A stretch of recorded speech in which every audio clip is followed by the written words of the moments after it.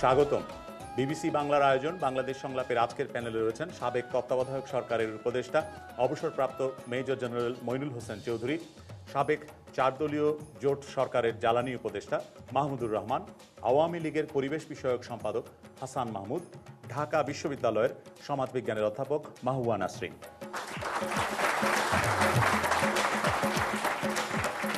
আজকের এই আয়োজনে আপনাদের সবাইকে স্বাগত জানাচ্ছি। আমি কামাল আহমেদ। মিলনায়তনে উপস্থিত দর্শকবৃন্দ, আপনারা এখানে প্রবেশ করার সময় যে সমস্ত প্রশ্ন জমা দিয়েছেন সেগুলো থেকে কিছু প্রশ্ন আমরা বাছাই করে নিয়েছি, কিন্তু প্রশ্নগুলো কি প্যানেল সদস্যরা তা জানেন না। আজকের প্রথম প্রশ্ন করছেন মোর্শেদা রহমান। জরুরি অবস্থা কবে নাগাদ তুলে নেওয়া হবে বলে উচিত বলে আপনারা মনে করেন? সম্প্রতি মার্কিন সহকারী পররাষ্ট্রমন্ত্রী এসে বলেছেন যে নির্বাচন জরুরি অবস্থার মধ্যে হতে পারে না, সুতরাং নির্বাচনের আগেই জরুরি অবস্থা প্রত্যাহার করে নেওয়া উচিত। নানা দিক থেকে রাজনৈতিক দলগুলোর পক্ষ থেকেও দাবি উঠছে, কেউ কেউ বলছেন যে জরুরি অবস্থার মধ্যেও নির্বাচন সম্ভব। তো সেই পটভূমিতেই প্রশ্ন। মাহমুদুর রহমান। আমি ব্যক্তিগতভাবে মনে করি যে একটি দেশের জরুরি অবস্থা মানে জনগণের জন্য অবমাননাকর। কাজে আমি তো মনে করি জরুরি অবস্থা এতদিনে উঠিয়ে নেওয়া উচিত ছিল। তারপরেও আর একটা বিষয় যেটা বলতে হয় যে একটি দেশের জরুরি অবস্থা আছে মানেই ধরে নেওয়া যায় যে সেই দেশের স্বাভাবিক অবস্থা বিরাজ করছে না। তো বাংলাদেশ সম্পর্কে কেন আমরা এই নেতিবাচক প্রচারণার সুযোগটা দিচ্ছি সেটা আমার জানা নেই। কাজেই যদি আপনারা আমার ব্যক্তিগত মতামত জানতে চান, তো জরুরি অবস্থা যেটাকে ইংরেজিতে অনেক সময় বলে যে এটা ইয়েস্টারডে তুলে নেওয়া উচিত ছিল, তো সেভাবে না বলে আমি বরং বলি যে জরুরি অবস্থা এখনই তুলে নেওয়া উচিত। কিন্তু জরুরি অবস্থা অবমাননাকর বলছেন আপনি। 1/11-তে যখন জরুরি অবস্থা জারি হলো, সেই 1/11-র পরিস্থিতি কি দেশের জন্য অবমাননাকর ছিল না? ছিল, কিন্তু একটি অবমাননাকর পরিস্থিতি আরেকটি অবমাননাকর পরিস্থিতি দিয়ে জাস্টিফাই করা যায় না। এবং সেটা যদি আমরা ধরে নেই যে তখনকার পরিস্থিতিতে জরুরি অবস্থা প্রয়োজন ছিল, সেই প্রয়োজন এতদিনে ফুরিয়ে যাওয়ার কথা। এবং 16 মাসের মধ্যে যদি সেই প্রয়োজন ফুরিয়ে গিয়ে না থাকে, তাহলে যারা রাষ্ট্র চালাচ্ছেন আমি ব্যক্তিগতভাবে এটাকে তাদের ব্যর্থতা হিসেবেই অভিহিত করব। ধন্যবাদ। হাসান মাহমুদ। আমি জনাব মাহমুদুর রহমানের সাথে একমত যে আসলে জরুরি অবস্থা কোনো একটা দেশে দীর্ঘস্থায়ী হতে পারে না, হওয়া উচিত নয়। জরুরি অবস্থা আমি একটা মানুষকে যখন জরুরি বিভাগে নেওয়া হয় সেটার সাথে তুলনা করতে চাই। জরুরি বিভাগে কখন একটা মানুষকে নেওয়া হয়? যখন মানুষটা মুমূর্ষ হয়। সুতরাং আমাদের দেশটা এই মুমূর্ষ অবস্থায় দীর্ঘদিন ধরে থাকবে, সেটা তো কখনো কাম্য হতে পারে না। এবং জরুরি অবস্থায় সবচেয়ে খারাপ দিক যেটা হচ্ছে জরুরি অবস্থার, এখানে অনেকগুলো কনস্টিটিউশনালি গ্যারান্টিড রাইটস এখন সাসপেন্ডেড আছে। আমরা যে এখন মা যেমন সন্তান কাঁদলে দুধ দেয়, এখন জনগণের কাঁদার অধিকারটুকু নাই, সরকারের কাছে কিছু চাওয়ার অধিকার নাই, কোথাও হাহাকার হলে সেটা বলার অধিকার নাই, রাস্তায় গিয়ে যে সেটার জন্য প্রতিবাদ করবে সেই অধিকারটুকু নাই। সুতরাং এই অধিকারটুকু না থাকা এবং একটা মানুষকে যেমন দীর্ঘদিন জরুরি বিভাগে রাখা উচিত নয়, ঠিক তেমনি একটা দেশকেও দীর্ঘদিন জরুরি অবস্থার অধীনে রাখা উচিত নয়। এবং আমি বলবো যে এখনই জরুরি অবস্থা তুলে নেওয়া দরকার, যেহেতু সরকার সংলাপের পথে গেছে, সংলাপের মাধ্যমে একটা সমঝোতা খুঁজে পাওয়ার চেষ্টা করছে। সুতরাং সেই সমঝোতা খুঁজে পাওয়ার প্রথম সোপান হচ্ছে আমি মনে করি জরুরি অবস্থা তুলে নেওয়া। কিন্তু জরুরি অবস্থার মধ্যে একমাত্র রাস্তায় মিটিং মিছিল ছাড়া অনেক কিছুই তো হচ্ছে না। রাস্তায় মিটিং মিছিল হয় যখন নারীনীতির বিরুদ্ধে মিটিং মিছিল হয়, তখন আবার পুলিশ এবং সরকার নিশ্চুপ থাকেন। আবার কোথাও যদি সরকারের বিরুদ্ধে অন্য কোনো কেউ যদি প্রতিবাদ করে, তখন সরকার আবার খুব কঠোর হয়ে যান। সুতরাং জরুরি অবস্থার ইমপ্লিকেশনটাও দেখা যায় যে সরকারের পক্ষ থেকে নানা ক্ষেত্রে নানাভাবে প্রয়োগ করা হচ্ছে। ধন্যবাদ। দর্শকদের মধ্যে হ্যাঁ, আপনি। জরুরি অবস্থা সবাই উঠিয়ে নেওয়ার পক্ষে, আমিও জরুরি অবস্থা উঠিয়ে নেওয়ার পক্ষে। কিন্তু আমি বলতে চাচ্ছি যে অবস্থায় জরুরি অবস্থা জারি হয়েছে, সেই অবস্থায় দেখা গেছে শুধু রাজপথে মারামারি হয়েছে সেটা না, ঘরে ঘরে ভাই ভাইয়ে মারামারি হয়েছে, বনে বনে মারামারি হয়েছে। এখন যে অবস্থাটা আছে সেই অবস্থায় যদি জরুরি অবস্থাটা তুলে নেওয়া হয়, তাহলে কি আমাদের সেই যে পরিস্থিতিটা আসে সেটা থেকে আমরা উত্তরণ পাবো? এখন কি আমাদের ভাই ভাই আর মারামারি হবে না?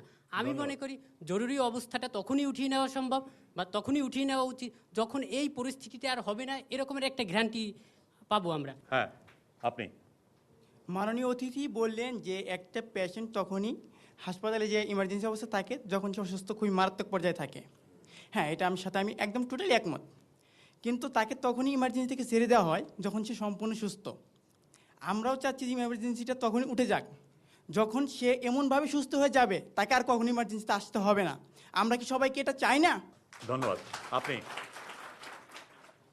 জরুরি অবস্থা তুলে নেওয়ার আমরা যদি আগের সেই পূর্বের অবস্থায় চলে যাই, যদি আমাদের দেশের জ্বালানি সম্পদের নিরাপত্তা না দিতে পারি, আইন শৃঙ্খলা নিরাপত্তা না দিতে পারি, ছাত্র শিক্ষকরা নির্লজ্জভাবে যে রাজনীতি করে, এই রাজনীতিতে যদি এই কালচারটি যদি আবার ফিরে আসে, আপনারা কি মনে করেন যে এটি আমাদের জাতির জন্য শুভকর হবে? কিন্তু এখন পর্যন্ত আমরা কোনো পদক্ষেপ কোনো দলের পক্ষ থেকে দেখতে পাচ্ছি না। তাহলে এই লুম্পেনাইজ চরিত্রটি কি আমাদের দেশে আবারও বিকশিত হবে? ধন্যবাদ। আপনি আমার এটার সঙ্গে একটি সম্পূরক প্রশ্ন। জরুরি অবস্থা এখন যে বর্তমানে আছে, সেজন্য কি আমরা এখন সুস্থ আছি? মাহবুবা নাসরিন। আমার মনে হয় প্যানেলিস্টদের সাথে আমি একমত যে জরুরি অবস্থা আসলে আমরা মনে করি যে কোনো একটা সুস্থ স্বাভাবিক দেশের জন্য প্রয়োজনীয় না, বা সেটা বেশি দিন থাকতে পারে না। এবং এখন বাংলাদেশে যে জরুরি অবস্থা চলছে সেটার সংজ্ঞা নিয়ে আমার সংশয় আছে। কারণ আমরা যেই পরিস্থিতিতে যেরকম পরিস্থিতি দেখেছিলাম, এখন জরুরি অবস্থা আসলে অন্যরকম রূপ নিয়েছে। সুতরাং এখন আমরা মনে করি যে নির্বাচনী যেহেতু হাওয়া আসছে, আমি মনে করি যে প্রাক সংলাপ যখন শেষ হয়েছে, এখন জরুরি অবস্থা থাকা দরকার নাই। এবং আমরা এখন কি অবস্থায় আছি সেটা যদি আমার মনে হয় আমাদের দেশের মানুষ সবাই জানে। আমরা একটু কনফিউজড, আমরা যেটা মনে করি যে আমরা আসলে কি অবস্থায় দেশকে দেখতে চেয়েছি এবং এখন কি অবস্থায় আছি, সেটা আমাদের প্রত্যাশা, সংস্কারের যে প্রথম পদক্ষেপগুলি ছিল, আমাদের প্রত্যাশা কতটুকু পূরণ হয়েছে এই সময়ের মধ্যে, এবং জরুরি অবস্থা থাকার কারণে তার সুফল আমরা কতটুকু ভোগ করেছি, সেটা আমার মনে হয় আমরা সবাই বুঝতে পারছি ব্যাপারটা। সেই জন্য জরুরি অবস্থা থাকলেই যে আমাদের খুব ভালো হচ্ছে আর উঠিয়ে দিলে ভালো হবে না, সেই প্রশ্নটা আমার মনে হয় দেশবাসীর মনে আমাদের সবার মতোই আছে। ধন্যবাদ। জেনারেল মইনুল হোসেন চৌধুরী। প্যানেলিস্টরা যা বলছেন কিংবা দর্শকরা বলছেন, এখানে ভিন্ন মত। কেউ বলে জরুরি অবস্থা তখনই তোলা উচিত যখন পুরা সুস্থ হয়ে আসবে। তবে আমি একটা জিনিস বলতে চাই আপনাদের জন্য, যারা এখানে আমার চেয়ে বয়সে যারা অনেক কম, যে জরুরি অবস্থা এটা 5 নম্বর জরুরি অবস্থা দেশে। এর আগে 1974 সনে একবার হয়েছে, 81 সনে হয়েছে, 87 সনে হয়েছে, 90 সনে। এত দীর্ঘমেয়াদী জরুরি অবস্থা কখনো হয়নি দেশে। এক নম্বর। 2, আরেকটা জিনিস আপনাদের বলতে চাই, আমি এই মুক্তিযুদ্ধে অংশগ্রহণ করেছিলাম। কিসের জন্য করেছিলাম? আত্মমর্যাদা একটা দেশ। এই যে বিদেশিরা আসি আমাদের বলে জরুরি অবস্থা উঠাইতে হবে, জরুরি অবস্থা, এটা তো একটা মানে স্বাধীন সার্বভৌম দেশের জন্য একটা ভালো জিনিস, এটা মানহানিকর। বিদেশিরা এসে আমাদের বলতেছে, কেন বলতেছে এই কথাটা? কারণ আমার দেশে কিছু অস্বাভাবিক জিনিস হচ্ছে, তাই এটা বলতেছে। কারণ এর আগে কখনো বলা হয় নাই, কিন্তু এইরকম বিদেশিদের যে আমাদের দেশের অভ্যন্তরীণ ব্যাপারে যে হস্তক্ষেপ, এরকম কখনো হয়নি। এটা কিন্তু এই সদ্য দেখা যাচ্ছে অনেক হস্তক্ষেপ হচ্ছে বিদেশিরা। সেই জন্য আমি বলবো যে জরুরি অবস্থা উঠে নেওয়া না উঠে নেওয়া, এটা সবই নির্ভর করে আমরা কি চাই ভবিষ্যতে। আমরা ভবিষ্যতের জন্য যারা দেশ পরিচালনা তারা কি চায়। রাজনীতি, গণতন্ত্র চান, গণতন্ত্র চাইলে উঠিয়ে নিতে হবে, ইলেকশন করতে হবে জরুরি অবস্থা ছাড়া। তাই আমি বলবো জরুরি অবস্থা না উঠে ইলেকশন সম্ভব হবে না। সেটা বিদেশিদের কাছ থেকে না শুনে আমাদের কাছ থেকে শোনা উচিত। আমরা ওই দেশের সন্তান, আমরা ওই দেশের জন্য আত্মত্যাগ করেছি। কিন্তু মাহবুবা নাসরিন ইঙ্গিত করলেন, স্পষ্ট করে বললেন না যে দেশে একটা এখন অন্যরকম পরিস্থিতি। তো সেই অন্যরকম পরিস্থিতির কারণে জরুরি অবস্থা কতটা জরুরি সরকারের জন্য? কীরকম পরিস্থিতি আমি তো দেখি না যে বাংলাদেশের পরিস্থিতি, মানে আমি তো আগেই বললাম যে আরও 4টা জরুরি অবস্থা আমার দেখার সৌভাগ্য হয়েছে। মানে জরুরি অবস্থা কিসের জন্য দেওয়া হয়? দীর্ঘমেয়াদী দেওয়া হয় না। কিসের জরুরি? অস্বাভাবিক কিছু হচ্ছে। তো অস্বাভাবিক হলে এতদিন স্বাভাবিক হচ্ছে না, তাহলে দেশ কি অকার্যকর? সরকারের অনেক পদক্ষেপে মানুষের মধ্যে অসন্তোষ তৈরি হয়েছে, সেই কারণে কি সরকারের তরফ থেকে এক ধরনের দ্বিধাদ্বন্দ্ব আছে? আমাকে একটু পিছনে ফিরে যেতে হবে, কারণ দর্শক শ্রোতাদের বলতে হবে, যখন এই সরকার ক্ষমতায় আসেন তখন 5টা কাজ ওনারা হাতে দিয়েছিলেন, অঘোষিত 5টা কাজ। একটা হলো দুর্নীতি দমন কমিশন, দুর্নীতি। আরেকটা হলো ওনারা চেয়েছিলেন যে ইলেকশন কমিশনকে সেপারেট করবেন, জুডিশিয়ারি বিচার বিভাগকে পৃথককরণ করবেন। আরেকটা ছিল এই যে সিভিল প্রশাসনকে ঢেলে সাজাবেন। আর 5ম ছিল বিদ্যুৎ। যাক, 4টা ওনারা কিছু হাত দিয়েছেন, বিদ্যুতে কিছুই করতে পারেন না। বিদ্যুৎ আরও খারাপ হচ্ছে দিন দিন। আপনারাও জানে, আমিও জানি, সবাই জানে। তো এই 4টা কারণ তো হয়েই গেছে, 4টা তো হয়েই গেছে সমস্যা। আমার মনে হয় দুর্নীতি দমন কমিশনও কাজ করতেছে, সংস্কার করার জন্য তো হাত দিয়েছেন ওনারা, হাত দিয়েছেন। তো ওইটা তো মানে এখন তো প্রায় 2 বছর হলো, প্রায় 700 দিনের উপরে হয়ে গেল, 730 দিন বোধ হয়। ওনাদের যদি ধরে নেই যদি আর ইলেকশন দিবেন জানো এই বছর, যারা বলতেছেন ওনারা প্রতিশ্রুতি করতে বলতেছেন, তো 700 দিন তো হয়েই যাবে ওনাদের। তো 700 দিন যদি 700 দিন 365 করে যদি ধরেন 730 দিন, 30 দিন ছেড়ে দিলাম ইলেকশনের জন্য, মানে ডিসেম্বর মাস, তাহলে 700 দিন ওনারা জরুরি অবস্থা, এরকম তো এতদিন জরুরি অবস্থা রাখা কোনো সম্ভব নয় আর উচিতও নয়। কারণ দেশের অর্থনীতি অনেক কিছু সমৃদ্ধ, দেশের ভাবমূর্তি, কারণ জরুরি অবস্থার সময় কেউ বিনিয়োগকারী আসবে না দেশে, মানে বাইরে থেকে যে শুনবে একটা জরুরি অবস্থা মানে অস্বাভাবিক পরিস্থিতি, জরুরি অবস্থা তো অস্বাভাবিক পরিস্থিতিতে হয়, তো দেশের অর্থনীতির জন্য এটা মঙ্গলকর নয়। ধন্যবাদ। একটি কথা মাহমুদুর রহমান, আপনি ফেরত আসতে যাচ্ছেন। হ্যাঁ, খুব সংক্ষেপে। খুব সংক্ষেপে আরেকটি বিষয় একটু বলা দরকার, যে জরুরি অবস্থার আইন যদি আমরা দেখি, এরকম কিন্তু সংবিধানে লেখা নেই যে একটা সরকারের স্থায়িত্বের জন্য জরুরি অবস্থা দেয়া যাবে। কাজেই সরকার টিকবে কি টিকবে না এই হিসেব করে জরুরি অবস্থা লিঙ্গার করার কোনো সুযোগ সংবিধানে নেই। আমরা পরের প্রশ্ন নেব। পরের প্রশ্ন করছেন আলমগীর হোসেন সরকার। বিএনপি নেতা সাইফুর রহমানের সাম্প্রতিক বক্তব্যের পর আপনাদের কি মনে হয় বর্তমান সরকার রাজনৈতিক সংস্কারে সফল হবে?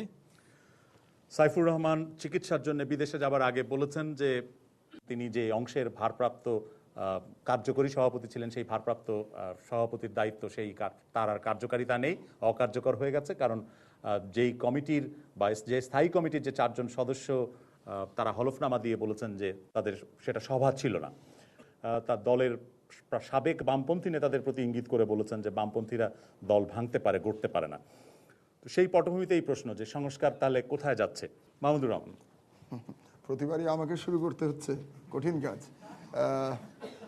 আমি যেটা বলতে চাই, দুটো বিষয় এখানে বলতে চাই। প্রথম কথা হচ্ছে যে সাইফুর রহমান কি বললেন না বললেন তার সঙ্গে সংস্কারের কোনো সম্পর্ক নেই, কারণ সংস্কার কোনো চাপিয়ে দেওয়ার বিষয়বস্তু নয়, এটা হলো একটা। দ্বিতীয় হলো সংস্কার মানে একটা দলের বিভাজন হতে পারে না। সংস্কার মানে হচ্ছে যে সেই দলের মধ্যে বা রাজনীতির মধ্যে যদি কোনো দুর্বলতা থাকে সেটাকে পুনরুদ্ধার করা, সেটার সংস্কার করা। এবং এই চাহিদাটা সেই দলের মধ্যে থেকে আসতে হবে, জনগণের মধ্যে থেকে আসতে হবে। ওপর থেকে চাপিয়ে দেওয়া সংস্কার কখনো এটা দীর্ঘস্থায়ী হতে পারে না। সাইফুর রহমান সাহেবের সাম্প্রতিক বক্তব্যে সেটা আরেকবার প্রমাণিত হলো। কিন্তু সামগ্রিকভাবে রাজনীতিতে যে সংস্কারের কথা বলা হচ্ছিল, যে রাজনৈতিক সংস্কৃতিতে একটা পরিবর্তন আসা দরকার, গণতান্ত্রিক ব্যবস্থা, জবাবদিহিতা, স্বচ্ছতা সেগুলো থাকা দরকার, সেই সংস্কারের অবস্থান তাহলে এখন কোথায়? সেই সংস্কার তো আপনি যখন একটি দলকে ভেঙে ফেলতে চাবেন কিংবা দলের শীর্ষ নেতৃত্বকে জেলে রেখে আপনি সংস্কার করতে চাইবেন, সেই সংস্কার তো করা সম্ভব হবে না। কারণ সংস্কার করবার জন্যে একটু আগে আমাদের সাবেক উপদেষ্টা মহোদয় মইনুল ইসলাম চৌধুরী সাহেব যেটা বললেন, সেটা বুঝতে হবে যে আমাদের একটি মুক্ত পরিবেশ দরকার। এই যে আমরা এই ঘরের মধ্যে কথা বলছি, এরকম কথা বলতে হবে সংস্কার করতে হলে সেই দলের মধ্যে কথা বলতে হবে, সেই দলের যারা সদস্য আছেন তাদের কথা বলতে হবে, এবং সেই ধরনের একটি পরিবেশ তৈরি করতে হবে। পরিবেশ তৈরি না করে যখন সংস্কারের কথা সরকার থেকে বলা হবে, কিংবা সংস্কারের কথা একটু আগে মইনুল ভাই যেটা বললেন যে বিদেশিরা এসে আমাদেরকে সংস্কার শেখাবে, তখন তো আমাদের আত্মাভিমানে লাগবে, ওই সংস্কার কোনোদিন সাকসেসফুল হবে না। সেটাই সাইফুর রহমানের বক্তব্যে আরেকবার প্রমাণিত হয়েছে। জেনারেল চৌধুরী। এটা আমি অনেকবার বলেছি যে এই যে সংস্কার এগুলো পুরনো কথা। কিসের সংস্কার? সংস্কার করবে জনগণ। কারণ গণতান্ত্রিকভাবে যদি সংস্কার করতে হয় জনগণই সংস্কার করবে। কাকে বাদ দেবে? জনগণই বাদ দেবে। দেখেন 1970 সনের ইলেকশন দেখেন, ফজলুল হকের মতো নেতা, নুরুল আমিনের মতো নেতা লোকেই বাদ দিয়ে দিয়েছে ওদের।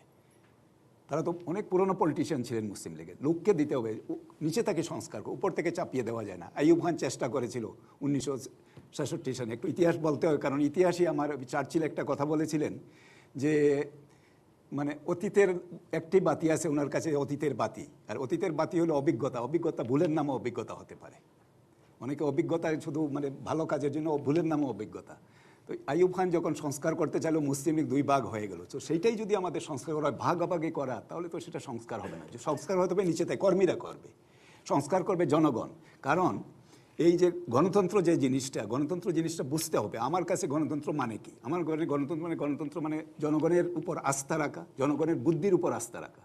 আর জনগণকে বোকা মানা মানে কোনো গণতন্ত্র। কিন্তু সেই সংস্কার কি সংস্কার জনগণ হয়েছে অথবা হওয়ার কোনো আলামত দেখা যাচ্ছে? আমি তো কোনো আলামত দেখতেছি না। কারণ এখন যেটা বর্তমানে যে সংস্কার যে চলতেছে, এটার মধ্যে আরো একটু মানে জিনিসগুলো দেখতেছি আমি, মানে কন্টেন্টস জানি না সংস্কারে, কিন্তু হেডিং দেখতেছি কনফিউশন। ধন্যবাদ। হ্যাঁ, আপনি।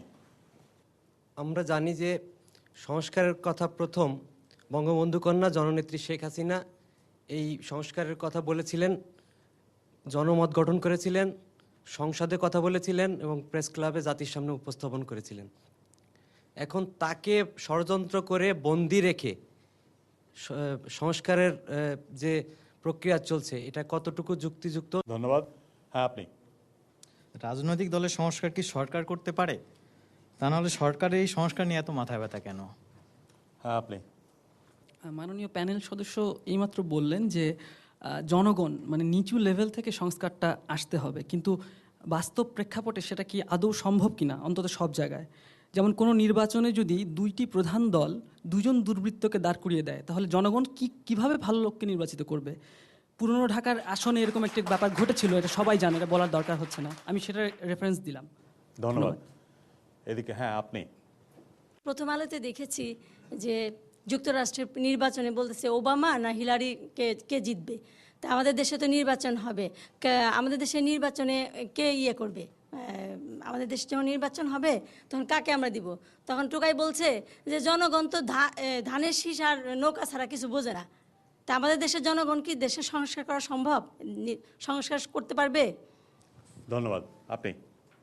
আমি বলতে চাচ্ছিলাম ওনার আগে যে কথা বলো যে আমরা কাকে ভোট দিব, তো আমাদের দুই দলই আমাদের প্রিয়, তো দুই দলের ভেতরে যে অপরাধমূলক কাজগুলি হয়েছে সবাই দুই দলের লোকজনই করেছেন।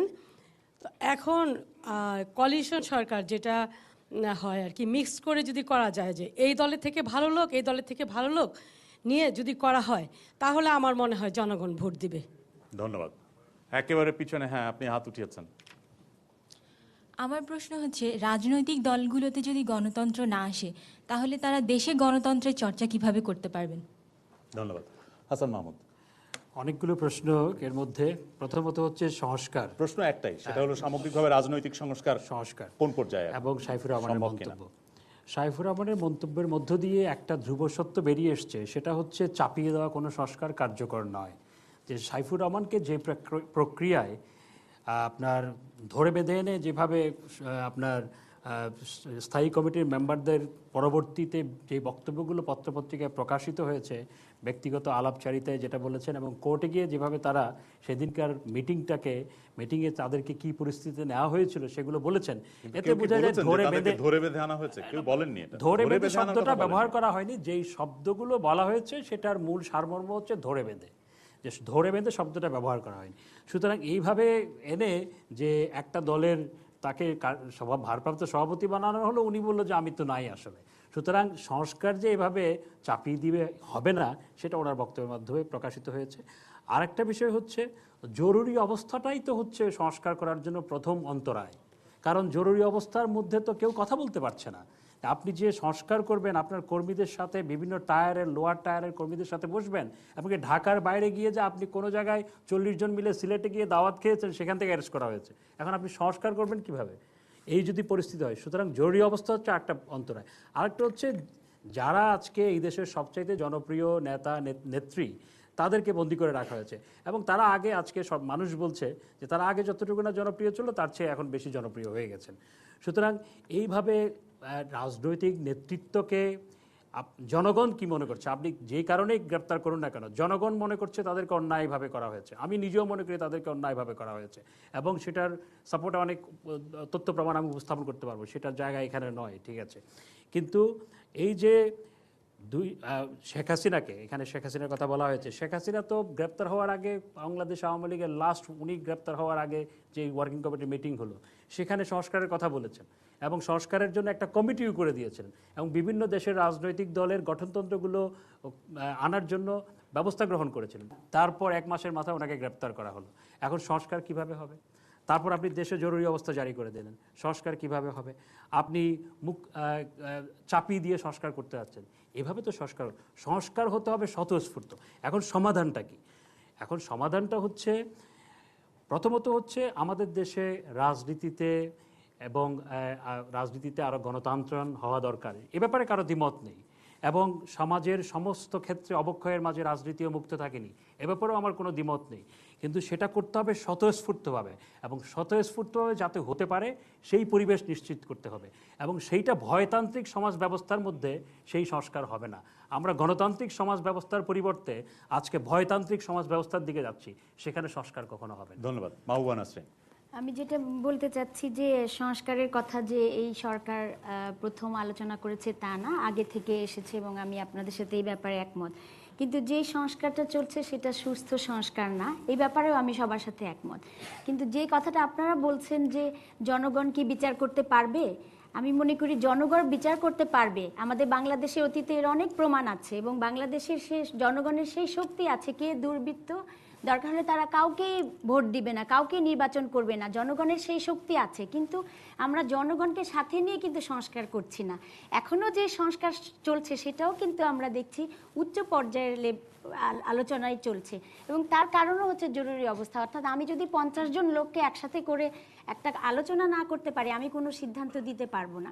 তো সেই হিসেবে আমাদের জনগণ কিন্তু অবশ্যই জনগণ জানে যে কোন চেয়ারম্যান, কোন ইউনিয়ন পরিষদ সদস্য রিলিফ ঠিকমতো দেয় না আর কোনজন ঠিক ত্রাণের সব সামগ্রী তাদের দ্বারে দ্বারে পৌঁছে দেয়, সেই হিসেবে তারা কিন্তু তারা ক্ষমতা রাখে। সুতরাং সত্যিকারের সংস্কার আমরা আশা করি। এখন যে সংস্কার চলছে সেটা প্রকৃত সংস্কার নয়। ধন্যবাদ। জেনারেল চৌধুরী, আপনি ফেরত আসতে চাচ্ছিলেন খুব সংক্ষেপে। আমি প্রথমে একটা মানে যারা এই সংস্কারের কথা বলতেছেন, এই যে তত্ত্বাবধায়ক সরকার কিংবা ইন্টিরিয়াম গভর্নমেন্ট, অন্তর্বর্তীকালীন সরকার, ওনাদের সংস্কারের দায়িত্ব কোত্থেকে আসলো? কে দিল ওনাদের রাজনীতিবিদকে সংস্কার করার জন্য? কে দিল? একটা সরকার তো এটা, এই সরকারের তো দায়িত্ব না, দায়িত্ব জনগণের।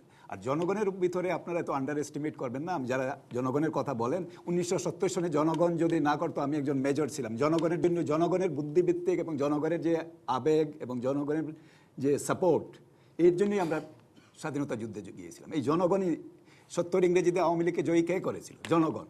কেউ বলে নাই মার্শালের আন্ডারে ইলেকশন হয়েছে, জনগণ সাপোর্ট দিয়েছিল। বাংলাদেশে শেখ হাসিনা খালেদাকে যে এই যে ভোট হলো, একবার শেখ হাসিনাকে দিল, খালেদাকে দিল, আবার দিল শেখ হাসিনাকে, এই জনগণই করে এইগুলো, এটা তো অন্য কেউ করে না। আমরা পরের প্রশ্ন নেব। পরের প্রশ্ন করছেন শারমিন রব চৈতি। জরুরি ক্ষমতা আইনের 5 বছর বা তার চেয়ে বেশি সময় আগেকার অপরাধের বিচার করা গেলে 1971 সালের যুদ্ধাপরাধীদের কেন বিচার করা যাবে না জরুরি আইনে? এই প্রশ্নের পটভূমি হচ্ছে সুপ্রিম কোর্ট সম্প্রতি রায় দিয়েছে যে পুরনো দিনের যে কোনো অপরাধ সেটা জরুরি বিধিমালায় বিচার করা যেতে পারে। বিশেষ করে শেখ হাসিনার মামলার ক্ষেত্রে এটা বলা হয়েছে। শেখ হাসিনার ওই মামলার ঘটনাকাল 1996 এবং 96 থেকে 2000-এর মধ্যে, সেই সময়কার। তো সেই পটভূমিতে প্রশ্ন যে যদি সেটা সম্ভব হয় তাহলে 71-এর যুদ্ধাপরাধের বিচার কেন জরুরি আইনে করা যাবে না? মাহবুবা নাসরিন। আমি যেটা মনে করি যে বাংলাদেশ স্বাধীন হওয়ার পরে যে কোনো অপরাধ আমরা মনে করি যে সেটা বিচারের সম্মুখীন নেওয়া যাবে, কিন্তু বাংলাদেশকে স্বাধীনতা অর্জন করতে বাধা দিয়েছে যে শক্তি, এবং বাংলাদেশি আমাদের ভাই বন্ধু, আমাদের বোনের জীবন যাদের জন্য বিসর্জন দিতে হয়েছে বা যাদের জীবন নাশ হয়েছে, সেরকম কোনো অপরাধের বিচার আমরা বাংলাদেশে করতেই পারি এবং সেই জন্য কোনো বাধা নেই।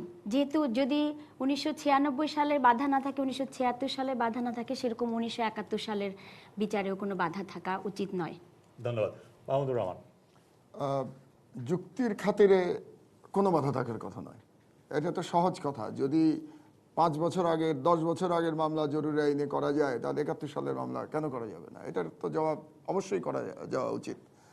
এখন এখানে যে প্রশ্নটা হলো যে এই রায়টা সম্পর্কে, দুটো রায় যে সুপ্রিম কোর্ট থেকে সম্প্রতি দেওয়া হয়েছে, দুটো খুব কাছাকাছি সময়। একটি রায় দেওয়া হয়েছে যে পুরনো মামলা, যত বছরের পুরনো মামলাই হোক, সেটা জরুরি আইনে করা যাবে, এটা হলো একটি। আর দ্বিতীয় আরেকটি রায় দেওয়া হয়েছে যে জরুরি আইনে কোনো মামলা করলে সেটার জন্যে আদালতে জামিন চাইতেই যাওয়া যাবে না, আর জামিন দেয়া না দেয়া তো দূরের কথা। আমি মনে করি এই দুটো রায়ের মাধ্যমে বাংলাদেশকে পৃথিবীর সর্ববৃহৎ কারাগারে রূপান্তরিত করা হয়েছে। বাংলাদেশ এখন একটা, আমি কি শেষ করি, বাংলাদেশ এখন 15 কোটি জনগণের একটা কারাগারে পরিণত হয়েছে আইন অনুযায়ী, এবং এই আইনটি সুপ্রিম কোর্টের মাধ্যমে করা হয়েছে। কাজেই উনি যে প্রশ্নটি করলেন সেটি সঠিক প্রশ্ন, এবং যদি করাই যায় এবং সরকার যদি সত্যিই মনে করে যে জরুরি আইন যত পুরনো মামলাই হোক সুপ্রিম কোর্ট বলছে জরুরি আইনে করা যাবে এবং সরকার করে দেখাচ্ছেন রাজনৈতিক নেতৃবৃন্দের ক্ষেত্রে, সেখানে সরকার উদ্যোগী হয়ে 71 সালের বিচারও করতে পারেন, কোনো অসুবিধা নেই। আপনার কি মনে হয় সেটা করা উচিত? আইনগতভাবে যদি আপনি বলেন তাহলে আমি কোনো প্রশ্ন, এখানে কোনো সমস্যা আমি দেখছি না। করা উচিত কি উচিত না সেই প্রশ্ন বোধহয় আমরা আলোচনা করছি না এখন। ধন্যবাদ। দর্শকদের মধ্যে, হ্যাঁ আপনি। আমাদের দেশে যে সংস্কার চলছে, তো আমার মনে হয় সংস্কার কি সত্যি করবে যে রাজাকাররা দেশে স্বাধীনতার পতাকা গাড়ি নিয়ে ঘুরবে, আর আমাদের যে দেশে নারী যে একটা সম অধিকার চাচ্ছে সেটা নিয়ে সরকার আলাপ আলোচনায় বসতে চাচ্ছে ওদেরকে নিয়ে। ওরা কি ধর্মটা কি ওদের নিজস্ব ব্যক্তিগত ব্যাপার রাজাকারদের? ধন্যবাদ। হ্যাঁ, আপনি। আমার মনে হয় যে আমরা যে দেশ স্বাধীন করেছি, একটু আগে ভাই বলেছেন যে যেখানে আমরা 30 লক্ষ মা বোন আমরা কত জান প্রাণ দিয়ে আমরা টেকেছি, তাহলে কেন এটা এই জরুরি অধ্যাদেশে এটা মনে করি আমি 1 নম্বর একটা সেটা কেন হচ্ছে না? ধন্যবাদ। সামনে সারিতে। হ্যাঁ, বাংলাদেশই পৃথিবীর একমাত্র দেশ যে দেশে ওয়ার ক্রিমিনালদের এখনো বিচার হয়নি। সেকেন্ড ওয়ার্ল্ড ওয়ারের পর নুরেমবার্গে কিন্তু সেকেন্ড ওয়ার্ল্ড ওয়ারে যারা ওয়ার ক্রিমিনাল ছিলেন তাদের বিচার হয়েছিল। এখন আমাদের এই প্যানেলে প্রশ্ন উঠেছে যে নতুন করে যে যুদ্ধ অপরাধীদের জরুরি আইনে বিচার করা যাবে কিনা। যাবে, সেই প্রশ্নটির আগে আমি আরেকটি প্রশ্ন সম্মানিত প্যানেলিস্ট মহোদয়দের কাছে জানতে চাই যে এতদিন কেন ওয়ার ক্রিমিনালদের বিচার করা যায়নি? ধন্যবাদ। হ্যাঁ, আপনি। যুদ্ধাপরাধীদের বিচারের বিষয়ে এখানে প্রশ্ন তোলা হয়েছে। আমার প্রশ্ন হলো, বঙ্গবন্ধু যখন বাংলাদেশে স্বাধীন হওয়ার পরে আসলেন, এরপরে ডক্টর কামালের মাধ্যমে যেই 2টা ধারা 14 এবং 15 মাধ্যমে যেভাবে যুদ্ধাপরাধীদেরকে ক্ষমা করে দেওয়া হয়েছিল, তো সেই বিষয়টা কি আজকে চাপা পড়ে যাবে নাকি এই বিষয়টা আজকে সামনে রাখা দরকার? ধন্যবাদ। হ্যাঁ, সামনে। আমার কথা হইল যে জনগণ যদি দেশের শক্তি হয়ে থাকে, তাহলে যুদ্ধাপরাধীদের বিচারে চাওয়া হইল বাংলাদেশ আপময় জনসাধারণের সবার চাওয়া যুদ্ধাপরাধীদের বিচার হোক, তাহলে বিচার হবে না কেন? ধন্যবাদ। হাসান মাহমুদ। প্রথমত যে আমরা মনে হচ্ছে যে যুদ্ধ অপরাধীদের বিচার নিয়ে আমরা তেমন একটা চিন্তা ভাবনা করছি না, বরং যুদ্ধ অপরাধীরা যখন সরকারের কোনো নীতিমালার বিরুদ্ধে জরুরি অবস্থাকে বৃদ্ধাঙ্গুলি দেখিয়ে বিক্ষোভ প্রদর্শন করেন, তাদের সাথে আলোচনার নীতিতে আমরা বিশ্বাস করি। বরং আমরা যার নেতৃত্বে দেশ স্বাধীন হয়েছে এই বাংলাদেশ, বঙ্গবন্ধু শেখ মুজিব, তার কন্যার বিচারের জন্য বেশি উৎসাহী। সেই জন্য সুপ্রিম কোর্টের যে রায়, এই রায়ের পর আসলে বাংলাদেশ যে একটা বৃহৎ কারাগারে পরিণত হয়েছে দুটো, এবং বাংলাদেশ যে ইদি আমিনের উগান্ডার চেয়েও একটা খারাপ দেশে পরিণত হয়েছে, এ ব্যাপারে কোনো দ্বিমত নেই। সুতরাং যুদ্ধ অপরাধীদের বিচার তো প্রথমত এই রায়ের পর তো কোনো বিচারেই যুদ্ধ অপরাধীদের বিচার করে যে কোনো বিচারই যে কোনো সময় হতে পারে সুপ্রিম কোর্টের রায় অনুযায়ী। এই প্রসঙ্গে আমি শুধু বলতে চাই, একজন বক্তা বলেছেন যে বঙ্গবন্ধু শেখ মুজিবুর রহমান 2টো ধারা, এটা কিন্তু সত্যি নয়, এটা একটা অপপ্রচার। 1975 সালে বঙ্গবন্ধু ক্ষমতায় আসা, 1972 সালের 10ই জানুয়ারি বাংলাদেশে আসার পর উনি বাংলাদেশের প্রধানমন্ত্রী এবং যুদ্ধ অপরাধীদের বিচারের ব্যবস্থা গ্রহণ করেছিলেন, এবং 20,000-এর বেশি মানুষ কারাগারে ছিল এবং অনেকে দণ্ডিত হয়েছিল। কিন্তু 1975 সালের 31শে ডিসেম্বর, আপনাদের সবিনয় অবগতির জন্য বলতে চাই, যারা বলেন যে বঙ্গবন্ধু মাফ করে দিয়েছেন, কথাটা যে সত্যি নয়। 1975 সালের 31শে ডিসেম্বর জিয়াউর রহমান দালাল আইন বাতিল করে 11,000 বিচারাধীন এবং শাস্তিপ্রাপ্ত অপরাধীকে মুক্ত করে দিয়েছিলেন। এটা হচ্ছে সত্য। বঙ্গবন্ধু শুধুমাত্র যাদের বিরুদ্ধে সুনির্দিষ্ট অভিযোগ ছিল না তাদেরকে মাফ করে দিয়েছিলেন। যাদের বিরুদ্ধে অগ্নিসংযোগ, হত্যা, ধর্ষণ, খুন, কোনো ফৌজদারি অপরাধ ছিল, তাদের কাউকে মাফ করেন। রেসপন্ড করব যদি কামাল সাহেব অনুমতি দেন। আমি তথ্যের খাতিরে বলছি, এখানে বিতর্ক করবার জন্য বলছি না, কারণ জনগণ বিভ্রান্ত হোক এটা আমি চাই না। তথ্যগত বিভ্রান্তি আছে। উনি যেটা বলছেন এটা ঠিক যে 72 সালের পরে 20,000 লোক কারাগারে গেছিল, কিন্তু তাদেরকে যুদ্ধাপরাধের জন্য নেওয়া হয় নাই, তাদেরকে দালাল আইনে নেওয়া হয়েছিল। প্রথম যেটা তথ্যগত বিভ্রান্তি। দ্বিতীয় তথ্যগত বিভ্রান্তি, এই যে এই ভাই যেটি বললেন কামাল হোসেনের কথা, উনি সঠিক কথা বলেছেন।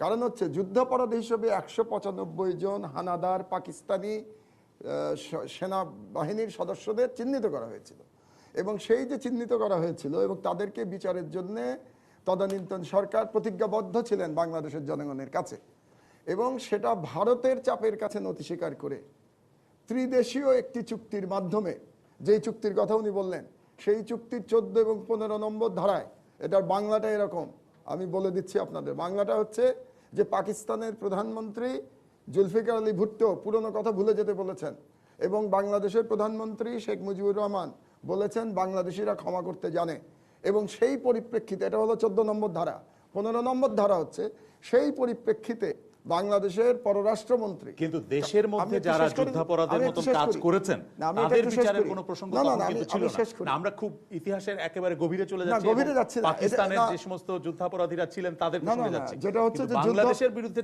বাংলাদেশের মধ্যে যে সমস্ত বাংলাদেশী নাগরিকদের বিরুদ্ধে অভিযোগ উঠেছে যে তারা যে অপরাধ করেছেন সে অপরাধ যুদ্ধাপরাধের সমতুল্য। কিন্তু যুদ্ধাপরাধ তখনও শব্দ ব্যবহার করা হয়নি, তখন শব্দ ব্যবহার করা হয়নি। এই প্রসঙ্গে আমার একটু বক্তব্য আছে, যেহেতু তাহলে সেক্ষেত্রে আপনি নীতিগতভাবে কি অবস্থান নেবেন যে যুদ্ধাপরাধীদের বিচার হওয়া উচিত? যুদ্ধাপরাধী যদি কেউ প্রমাণিত হয় নিশ্চয়ই বিচার করা উচিত। এই প্রসঙ্গে আমার একটু বক্তব্য আছে, যেহেতু উনি বলেছেন যে ধন্যবাদ, দালাল আইনটা কাদের সাথে, দালাল আইনটা কেন হয়েছিল?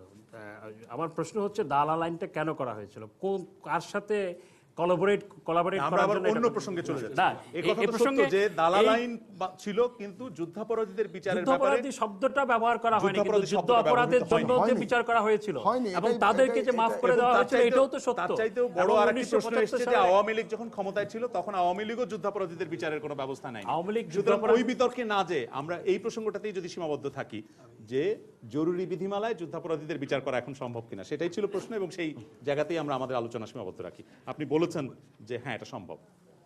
আমরা প্যানেলের বাকি সদস্য জেনারেল মইনুল হোসেন চৌধুরীর মন্তব্য। আমি এগুলোর সাথে সম্পৃক্ত ছিলাম, এই যুদ্ধ অপরাধীদের বিচার এই 195 জনের সাথে আমি সম্পৃক্ত ছিলাম, কারণ আমি তখন ঢাকার অধিনায়ক ছিলাম, সামরিক অধিনায়ক ছিলাম। আমি এই দেশে 16 ডিসেম্বর থেকে এই দেশে উপস্থিত ছিলাম। এই যে বললেন যে দালাল আইন, এটা ঠিক, দালাল আইন বলা হয়েছিল তখন, কোলাবোরেটর অ্যাক্ট, আর সেইভাবেই ধরা হয়েছিল ওদের কোলাবোরেটরদের বিচার করা হচ্ছিল সেই আইনের অধীনে।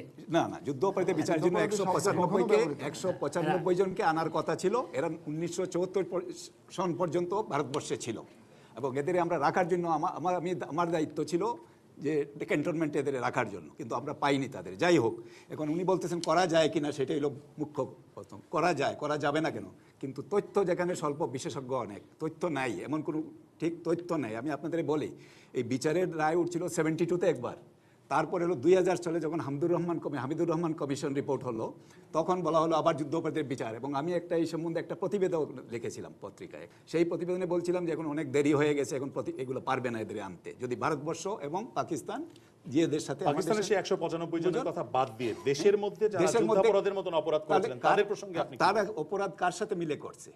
এই পাকিস্তানিদের উস্কানিতেই তো করছে। এদের তো সাক্ষী লাগবে, কোলাবোরেট করতে হবে। তো আপনারা তো ইন্ডিপেন্ডেন্টলি পারবেন না, কারণ এরা তো পাকিস্তানের সাথে, এদের সাথেই করতে হবে। কারণ কার সাথে, আমি যদি কার সাথে দালালি করে থাকি, ওই দালাল কার সাথে করলাম দালালি, এগুলো তো প্রমাণ করা, প্রমাণ সাপেক্ষ। যারা এখানে ভুক্তভোগী, যারা শিকার হয়েছেন এই অত্যাচার নির্যাতনের, তারা তো অনেকগুলা কেস ছিল, আমার মনে আছে সেই সময় 72-70 অনেকগুলা কেস একুইটেড হয়ে গেছিল কোর্টে, অনেকগুলো সাজা হয়েছিল, অনেকগুলো একুইটেড হয়ে গেছিল প্রমাণের অভাবে। কারণ আমরাও প্রমাণ দিতে পারি না, আমি নিজে বক্তব্যকে আমিও প্রমাণ দিতে পারবো না, আমার বাড়ি কে জ্বালিয়েছিল আমি প্রমাণ দিতে পারবো না, আমিও তো ভুক্তভোগী।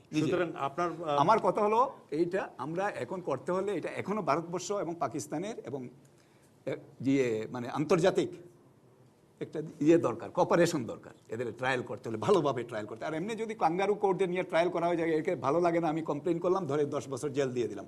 ঠিকভাবে জেল দিতে হলে আমাদের সমস্ত জিনিসগুলা, ওদের তথ্য প্রমাণ নিয়ে আসতে হবে। তো সেক্ষেত্রে আন্তর্জাতিক উদ্যোগ, অর্থাৎ জাতিসংঘের মতন কোন উদ্যোগ হলে যেরকম ক্যাম্বোডিয়ায় হয়েছে, যেরকম জিয়েতে হয়েছে, এখন হচ্ছে যুগোস্লাভিয়ায় হয়েছে, উরুগান্ডায় হচ্ছে, অনেক জায়গায় হচ্ছে। তো আমাদের সব মিলে একটা সম্মিলিত প্রচেষ্টা, এরকম হঠাৎ করে। আর আমাদের আরেকটা দোষ হলো, কেন সব হয় নাই আমি এটা বলি, রাজনীতিকরণ কারণে। সব সময় আমরা সব কিছুতে রাজনীতি দেখেছি, আমরা রাজনীতিবিদদের পিছনে পড়ছি। যুদ্ধ অপরাধীকে রাজনীতি, সরকারি চাকরি কেউ যুদ্ধ অপরাধী না, কারণ সরকারি কর্মচারী দালালি করছে, না করলে এই শাসন চললো কিরকম। আমি জানি কত সরকারি কর্মচারী, এমনকি আর্মির অফিসার পর্যন্ত ছিল। সব সময় এটাকে রাজনীতিকরণ করা হয়েছে। এই রাজনীতিকরণের জন্য এখন পর্যন্ত এই ট্রায়ালটা হয়নি। ধন্যবাদ। আমরা পরের প্রশ্ন নেই। পরের প্রশ্ন করছেন মোহাম্মদ বাদল হুসাইন। সংবিধানের 70 ধারা সংশোধন গণতন্ত্রের জন্য কতটা জরুরি বলে আপনারা মনে করেন? সংবিধানের 70 ধারা সংশোধনের প্রশ্ন সম্পর্কে মন্তব্য করেছেন আওয়ামী লীগ নেতা সুরঞ্জিত সেনগুপ্ত। এছাড়াও বেশ কিছুদিন ধরে এই 70 ধারা সম্পর্কে বলা হচ্ছে। 70 ধারার বিধানটি হচ্ছে যে সংসদে দলের সিদ্ধান্তের বাইরে কোনো ভোট যদি কোনো সংসদ সদস্য দেন, তাহলে তিনি সদস্যপদ হারাতে পারেন। সেই দলের সদস্যপদ যেমন হারাবেন, তেমনি সংসদের সদস্যপদও হারাতে পারেন। এবং এটা সরকারি দল, বিরোধী দল, সব দলের ক্ষেত্রেই প্রযোজ্য। সে কারণেই এই প্রশ্নটি এসছে যে 70 ধারা সংশোধন কতটা প্রয়োজন। হাসান মাহমুদ। প্রথম কথা হচ্ছে, ইংল্যান্ডে তো আমাদের দেশের মতো কোনো লিখিত সংবিধান সেভাবে নাই। কেন নাই? কারণ সেখানে প্রয়োজন পড়ে না। এখন দেশটা কতটুকু সভ্য এবং সেখানে ডেমোক্রেটিক প্র্যাকটিস কতটুকু, এবং সেখানে পার্টির পক্ষে বিপক্ষে ভোট দেওয়ার ক্ষেত্রে তিনি সুবিবেচনা প্রসূত ভোট দেন কিনা নাকি ব্যক্তি স্বার্থে ভোট দেন, এই সমস্ত বিষয়গুলোকে কিন্তু বিবেচনায় এনেই ৭০ ধারা সম্পর্কে আমাদের চিন্তা করতে হবে। সঞ্জিত সেনগুপ্ত যেটা বলেছেন সেটা তার ব্যক্তিগত অভিমত, এটা আমাদের কোনো দলের অভিমত নয়। তা আমি এই ক্ষেত্রে আমার ব্যক্তিগত কোনো অভিমত আমি এখানে প্রকাশ করতে চাই না, কারণ এটা খুবই একটা স্পর্শকাতর বিষয়। এটা আমি আমার দলের অভ্যন্তরেই আলোচনা করতে চাই, এখানে এই ব্যাপারে আমি খোলামেলা কিছু বলতে চাই না। মাহমুদুর রহমান, আমার একটা সুবিধা আছে যে উনি দলের কথা বলেছেন, আমার কোনো দল নেই, কাজে আমি ব্যক্তিগত অভিমত সমানে দিয়ে যেতে পারি, কোনো সমস্যা নেই। বুঝতে হবে যে ৭০ ধারাটা বাংলাদেশে কেন হয়েছিল এই কারণে হর্স ট্রেডিং আটকানোর জন্য। বাংলাদেশে আবার ইদানিং অশ্বমেধের ঘোড়া আসতে শুরু করেছে বাইরে থেকে, এটা আবার একটা ভয়ের বিষয় হর্স ট্রেডিং এর জন্য। তো যাই হোক, আমি ব্যক্তিগতভাবে মনে করি যে গণতন্ত্র শক্তিশালী করার জন্যে ৭০ ধারা উঠিয়ে দেওয়া উচিত, এটা আমার ব্যক্তিগত মতামত। কিন্তু সেটা করার দায়িত্ব শুধুমাত্র নির্বাচিত সংসদ সদস্যদের, পরবর্তী পার্লামেন্টকেই সিদ্ধান্ত নিতে হবে। বর্তমান সরকার, সমস্যাটা কি হচ্ছে জানেন, যে বর্তমান সরকার যে একটা তত্ত্বাবধায়ক অন্তর্বর্তীকালীন সরকার, এই জিনিসটা তারা বেমালুম ভুলে বসে আছে। তারা আমাদের গাইড হয়ে বসতে চাচ্ছে। তত্ত্বাবধায়ক সরকার গাইড নয় জনগণের জন্য। তো কাজেই এই সরকার অনেক কিছু ভালো শব্দ তারা ইতিমধ্যে বিতর্কিত করে ফেলতে সক্ষম হয়েছেন। সেরকম ৭০ অনুচ্ছেদ নিয়ে যতই তারা কথা বলবেন, ততই কিন্তু জনগণ মনে করবে এর মধ্যে একটা খারাপ উদ্দেশ্য আছে।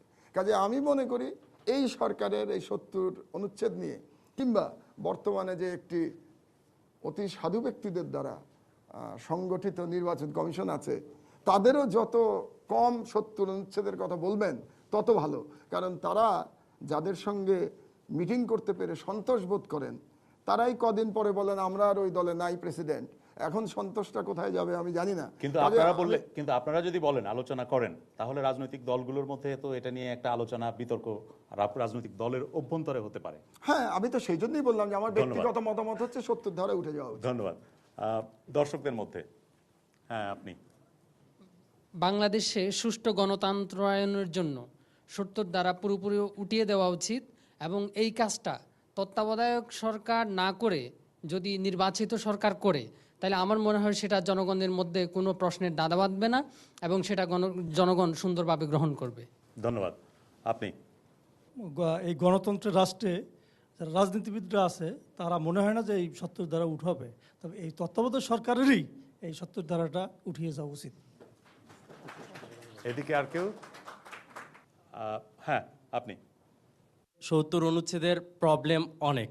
সেখানে আছে যে দলের বিপক্ষে ভোট দেয়া বলতে এমনও বোঝাবে যে যদি তিনি দলের আদেশ অমান্য করে অনুপস্থিত থাকেন সংসদে, মৌন থাকেন, এসবও দলের বিপক্ষে ভোট দেয়া বলতে বোঝাবে, এবং বললে সেটা হচ্ছে তার সংসদ সদস্য পদ শূন্য হবে। এরকম উদাহরণও আছে। মেজর অবসরপ্রাপ্ত আখতারুজ্জামান মানে তার সদস্যপদ চলে গিয়েছিল। ধন্যবাদ।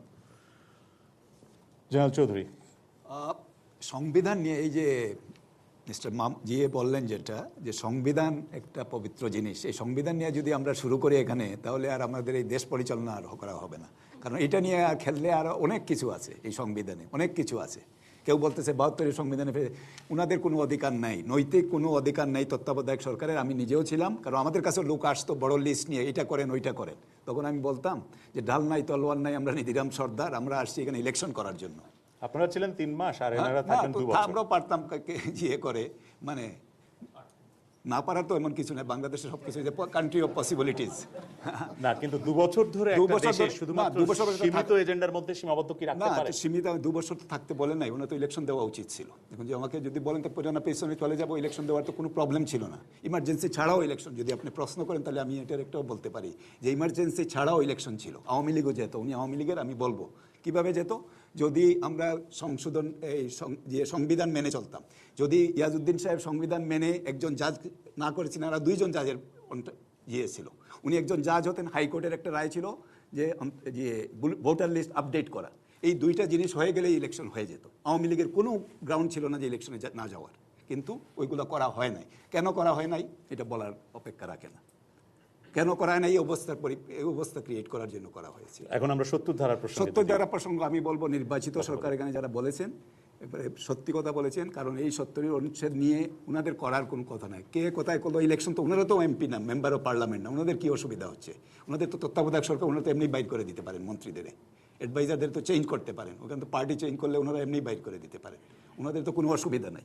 অসুবিধা হবে যখন একটা নির্বাচিত সরকার আসবে, তাদের করা উচিত এটা জনগণের জন্য কিংবা যার জন্য গণতন্ত্রের জন্য এটা নির্বাচিত সরকারের করা উচিত।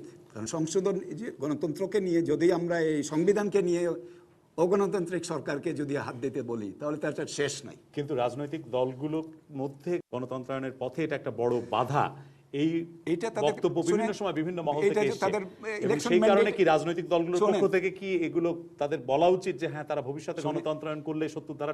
আমি বলবো যে এটা তাদের ইলেকশন ম্যান্ডেটে থাকাতে জনগণ দাবি করা উচিত যে তোমাদের ইলেকশন ম্যান্ডেট ইলেকশনের ডিক্লারেশনে থাকো, সেটা ম্যানিফেস্টোতে থাকো, অসুবিধা কোথায়? জনগণের দাবি হলে ম্যানিফেস্টোতে থাকতে পারে। এক্ষেত্রে আমি একটু যোগ করতে চাই। প্রথমত হচ্ছে তত্ত্বাবধায়ক সরকারের তো সংবিধান সংশোধন করার কোনো ম্যান্ডেট নাই। ৭০ অনুচ্ছেদ তো এটা সংবিধানের অংশ, এখানে কিছু করার অধিকার তো তাদের কেউ দেয়নি। সুতরাং এটা নিয়ে আলোচনা হতে পারে, এটা করার অধিকার কোনোভাবেই তাদের নাই। ধন্যবাদ। মাহবুবা নাসরিন। আমি এখানে সাধারণ মানুষ হিসেবে বলতে চাচ্ছি যে আমরা 111 আসলে কেন আসলো, আমাদের গণতান্ত্রিক সরকার আমরা পেয়েছি, তারা যদি সব কিছুই করতেন গণতন্ত্রায়নের পথে, আমাদের জনগণের যে চাহিদা সেগুলি যদি চাইতেন, সব কিছুই করতেন এবং সবাইকে যদি একইভাবে খুশি রাখতে পারতেন, তাহলে তো আমরা এইরকম একটা সরকার পেতাম না। পৃথিবী, আমাদের এশিয়ার মধ্যে বাংলাদেশেই এরকম কেয়ারটেকার গভর্নমেন্ট আছে, এবং তার জন্য আমি মনে করি রাজনৈতিক দলগুলোর অনেক দায়িত্ব আছে। এবং কোনো একটা বিষয় আমার মনে হয় যেটা, যে তারা যেহেতু তারা ক্ষমতায় থাকতে পারেননি দেখেই এখন এই সরকারের কাছে অনেক এজেন্ডা নিয়ে আসছেন। সেটা একজনের ব্যক্তিগত মতামত হতে পারে যে পার্টির বাইরে, আমি পার্টির ভিতরে কথা বলবো, কিন্তু এখন তো আমি দেখছি যে তিনি হয়তো পার্টির ভিতরে বলতে পারেননি বা বলে টিকেননি দেখেই, তার কথাটা যুক্তিটা থাকেনি বলেই তিনি এখন আবার বলছেন। তো এই বিষয়গুলো আমি মনে করি যে আসলে আমরাই এই সরকারকে আহ্বান করেছি বেশি দিন থাকার জন্য, আমরাও একটু দায়ী, কিছুটা দায়ী আমি মনে করি। ধন্যবাদ। আমরা পরের প্রশ্ন নেব। পরের প্রশ্ন করছেন ফেরদৌস জাহান রত্না। আমার প্রশ্ন, বর্তমান সরকার কি আমাদেরকে মেধাহীন ও পুষ্টিহীন আগামী প্রজন্ম উপহার দিচ্ছেন? কেন আপনার এই ধারণা কেন হচ্ছে? আপনার এই প্রশ্ন কেন? আমার ধারণা হচ্ছে বর্তমানে যে বাজারে জিনিসপত্রের যেভাবে দাম বেড়ে যাচ্ছে, বিশেষ করে খাবার দাবারের জিনিসপত্র, তার মধ্যে প্রধান খাদ্য সেটি হচ্ছে দুধ। সেটা হচ্ছে মেধা বিকাশের প্রধান উপকরণ হিসেবে, মিষ্টিজাত পণ্য এবং দুধ দুটোই। তো আপনার সেটার দাম একেবারে এত বিস্ময়করভাবে বেড়ে গেছে যা একেবারে কেনার সাধ্য মনে হয় এখন মানে উচ্চবিত্তদের খুব কষ্ট হয়ে যাচ্ছে। তারপরে এসছে ডিম, মাছ, মুরগি, মাংস, এসবের দাম সমানভাবে বেড়ে যাচ্ছে। তো সেই দিক থেকে বাচ্চারা পুষ্টিতে ভুগছে এবং মেধাহীনতায় ভুগবে। ধন্যবাদ। সম্প্রতি অর্থনীতি সমিতি, বাংলাদেশ অর্থনীতি সমিতি, তারা বলেছে যে দেশে দারিদ্র্যের পরিমাণ বেড়ে যাচ্ছে, দারিদ্র সীমার নিচে বসবাসকারীর সংখ্যা বেড়ে যাচ্ছে, এবং দারিদ্র সীমার নিচে নির্ধারণ করার ক্ষেত্রে পুষ্টিমান একটা বিষয়, যে কারা কত ক্যালোরি দিনে খাদ্য সংগ্রহ করতে পারছেন বা পুষ্টি পাচ্ছেন সেটার উপরে নির্ভর করে বলা হয়ে থাকে। সেই পটভূমিতে এই প্রশ্ন। মাহবুবা নাসরিন। আমরা বাংলাদেশে এখন যে খাদ্যের দ্রব্যমূল্য বৃদ্ধির কারণ কিন্তু শুধু বাংলাদেশের আভ্যন্তরীণ অবস্থা নয়, আন্তর্জাতিক বাজারেও মূল্য বেড়ে গেছে, দ্রব্যমূল্য বেড়ে গেছে, চালের সংকট আছে।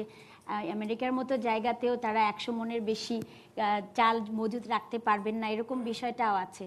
এবং আমাদের বাংলাদেশে দুটো দুর্যোগ চলে গেছে পরপর, এবং এই কারণগুলি আছে। তারপরে আমরা বলবো যে একজন নির্বাচিত সরকারের যে অভিজ্ঞতা থাকে দ্রব্যমূল্য নিয়ন্ত্রণে রাখার, সেটা তত্ত্বাবধায়ক সরকারের ওরকম অভিজ্ঞতা নাই। জনবলের দিক থেকেও তারা কম আছে।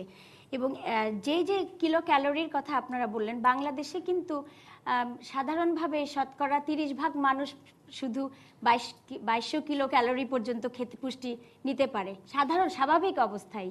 এবং এখন যে আসলেই দারিদ্র্য সীমার নিচে চলে যাচ্ছে তার কারণ কিন্তু অনেক কিছু। একটা ঠিক আমি এই মুহূর্তে দ্রব্যমূল্য ঊর্ধ্বগতির কারণ তাদের বাজার নিয়ন্ত্রণের ক্ষমতা এই জন্যই থাকবে না, তারা নির্বাচিত সরকার নয়, সেটা যেমন একটা কারণ, তার সাথে আরও অনেকগুলি কারণ আছে আমি ব্যক্তিগতভাবে মনে করি। ধন্যবাদ। জেনারেল চৌধুরী। আমি ওয়ার্ল্ড ফুড প্রোগ্রামের সাথে সম্পৃক্ত ছিলাম। 77 ভাগ লোক 120 টাকার কম কামায় ডেইলি। এই 77 ভাগের মধ্যে 20 ভাগ লোক মানে 2 বেলা না খেয়েই থাকে। এই হলো বাংলাদেশের অবস্থা। এখন মধ্যবিত্ত পরিবারের সংখ্যা এখন 9% আমাদের দেশে কমে আসতেছে।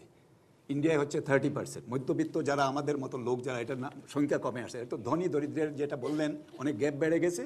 আচ্ছা, 1 নাম্বার 2 জিনিসপত্রের দামের কথা বলতেছেন যে গ্লোবালাইজেশন কি, এই যে এটা সঠিক নয়। আমার মনে হয় এর জন্য বড় কারণ হচ্ছে অব্যবস্থাপনা। সব কিছুতে একটা অব্যবস্থাপনা, মাইক্রো ম্যানেজমেন্ট বলে এই সরকার করতে পারেনি জিনিসপত্র। ধন্যবাদ। হাসান মাহমুদ।